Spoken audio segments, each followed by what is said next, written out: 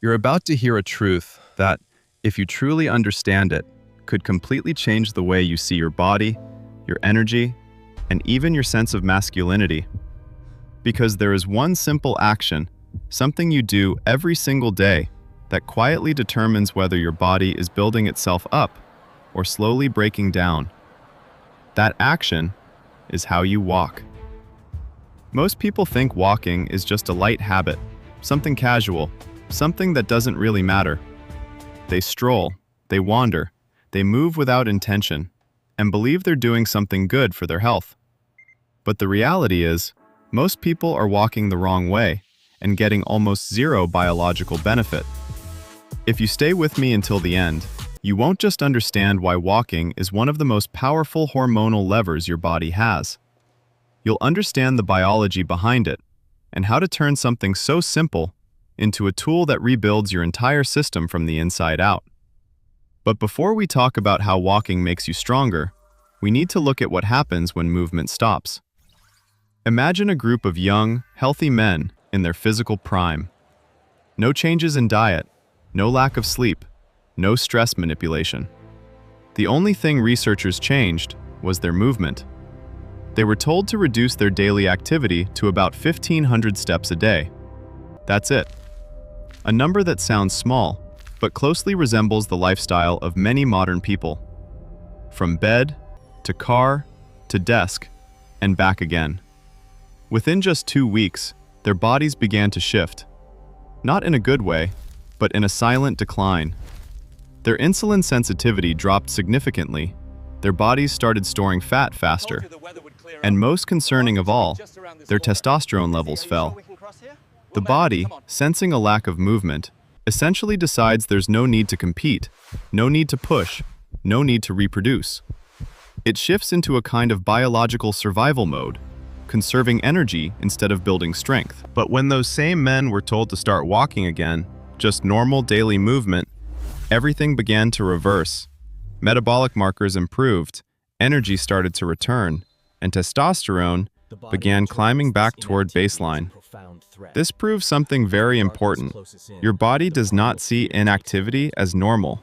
It sees it as a threat. And when that signal is present, it starts shutting systems down, including your hormone production. But what really shocked researchers came from a later discovery. When they analyzed data from hundreds of men, they found a measurable relationship. For every additional 1,000 steps a man takes per day, his testosterone increases by about 7 units in the bloodstream. It sounds small, but think about it. If you're currently walking around 4,000 steps a day, and you increase that to 10,000, that's a 6,000 step difference, which could translate into a meaningful rise in your baseline testosterone just from moving more. Even more concerning, men walking fewer than 4,000 steps per day had a much higher risk of low testosterone, while those walking above 8,000 steps dramatically reduced that risk. A simple shift with a massive impact. To understand why, you have to look at a mechanism most people ignore. Your body works like a system with limited resources. It uses the same raw material, cholesterol, to produce multiple hormones. And two of the biggest competitors are testosterone and cortisol. When you're stressed, your body prioritizes cortisol, because survival comes first, not growth, not reproduction. Which means testosterone gets pushed aside. Walking is one of the simplest ways to reverse that. When you walk in a steady rhythm, your eyes track the environment moving past you, and your brain receives a signal that everything is safe. Your stress center begins to quiet down. Your heart rate stabilizes, your breathing deepens, and cortisol starts to drop. As stress hormones decrease, resources are freed up, and your body can return to building instead of just defending. But that's only part of the story. The rest lies in your physical structure. Not all fat is the same. Fat in your arms or legs is mostly storage, but fat around your midsection acts like a chemical organ. It produces an enzyme that converts testosterone into estrogen. In other words, your belly fat can actively work against you. And this is where walking becomes incredibly powerful. At a moderate pace, your body shifts into burning fat for fuel instead of relying on stored sugar. That means you're slowly shutting down that conversion process. You're not just losing weight, you're removing a biological factor that's working against your hormones. And there's another piece most people overlook: that heavy, sleepy feeling after a big meal. When you eat and then sit still, your blood sugar spikes. Your body releases insulin to manage it, and high insulin levels signal that your internal environment isn't stable, so testosterone production drops. But if you stand up and take a short walk after eating, your muscles absorb glucose directly from your bloodstream. Less insulin, less fluctuation, and a more stable hormonal environment. Just 10 minutes after a meal can completely change your body's internal response. And finally, there's something even deeper. Testosterone isn't just a chemical, it's a state.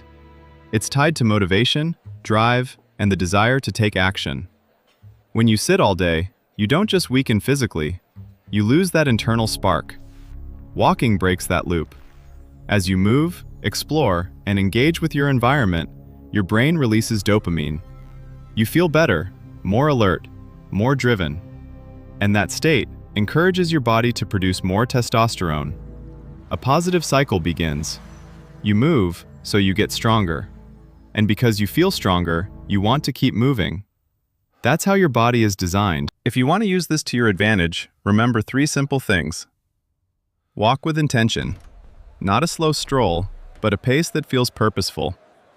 Walk after meals to control blood sugar and insulin. And if possible, walk outside under natural sunlight. Sunlight doesn't just wake you up. It supports the building blocks your body uses for hormone production. None of this requires money, no equipment, no complicated routines. You just have to stand up and start moving. If you've been feeling tired, unfocused, unmotivated, don't jump to complex solutions. Go back to the foundation. Move. For the next 7 days, try something simple. Hit at least 8,000 steps per day. No excuses, no overthinking, just do it. And then, pay attention to how you feel. Your body has never forgotten how to become strong. It's just waiting for you to flip the switch.